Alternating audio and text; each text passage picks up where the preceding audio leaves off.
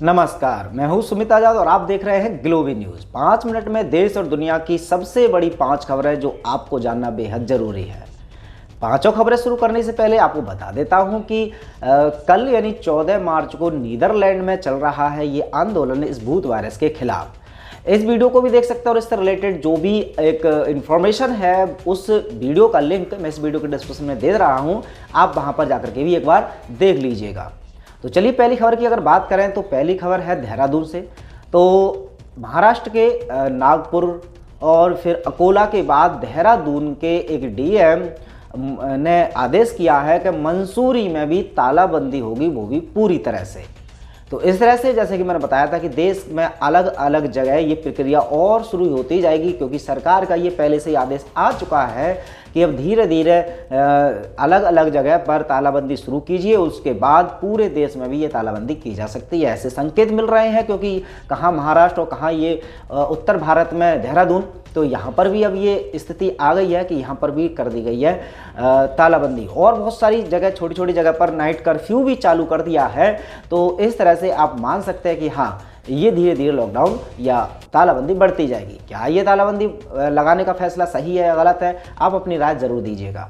तो चलिए दूसरी खबर की बात करते हैं। तो 1 अप्रैल 2022 के बाद एक नियम सरकार ला रही है कि 15 साल पुराने सरकारी वाहनों का रजिस्ट्रेशन या जो लाइसेंस रिन्यू होता है वो नहीं होगा। ऐसे में ये नियम बहुत जल्दी लागू भी हो जाएंगे। और अगर आपका कोई भी सरकारी वाहन है, इसका रजिस्ट्रेशन कराना मतलब रजिस्ट्रेशन का रिन्यू कराना है, तो वो 2022 से मौका है, उससे पहले करा सकते हैं, उसके बाद ऐसा प्रक्रिया नहीं होगी। हालांकि इसके बारे में कुछ और जानकारी चाहिए तो आप गूगल पर सर्च कर सकते हैं इस पूरे नियम के बारे में। तो चलिए तीसरी खबर की बात करते हैं। तो अडानी जी से है कि अडानी जी ने इस बार जो अमेजन के मालिक हैं जेफ बेजोस और एलन मस्क, इन दोनों को ही कमाई के मामले में पीछे छोड़ दिया है। एकदम से सबसे ज़्यादा जो कमाई हुई है वो हुई है अडानी जी की।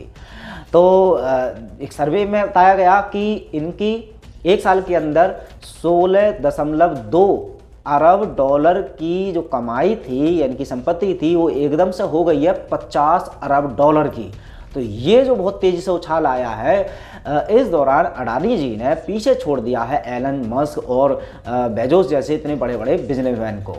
तो ये भारत के लिए गर्व की बात हो सकती है कि हाँ, भारत का एक आदमी की बहुत अच्छी कमाई है, लेकिन उसी परिप्रेक्ष्य में भारत के लिए ये बुरी घटना भी है, क्योंकि आप इसका ज़रा अंदाज़ा लगाना कि जब से मोदी सरकार ने अडानी जी को अपना माना है, उनको सपोर्ट किया है, तभी उनका ये हाल है कि वो आगे जा रहे हैं। लेकिन क्या सच में इस देश के सिर्फ बिजनेसमैनों को ही आगे बढ़ने का चांस दिया जाना चाहिए या अधिकार है, क्या छोटे लोगों को या छोटे कारोबारियों को नहीं है? तो जिस तरह से अभी किसानों की जो मुद्दा चल रहा है, उसमें भी अडानी जी का बहुत बड़ा रोल है कि वो जो एग्रीकल्चर का बिल में सबसे ज़्यादा फ़ायदा जो होगा वो अडानी ग्रुप को ही होने वाला है। तो ऐसे में सरकार ने तो अपना मंसूबा पूरा कर लिया है कि अडानी जी को पहुँचा दिया है टॉप पर।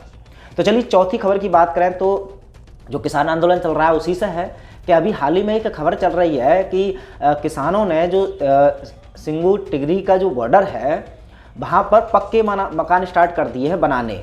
तो ऐसा बताया जा रहा है कि जो प्लेस था जहाँ पर आंदोलन चल रहा था, वहाँ पर पहले तो झोपड़पट्टी टाइप की लगा रखी थी, लेकिन या टेंट लगा रखे थे, अब उन्होंने पक्के मकान बनाने स्टार्ट कर दिए हैं किसानों ने।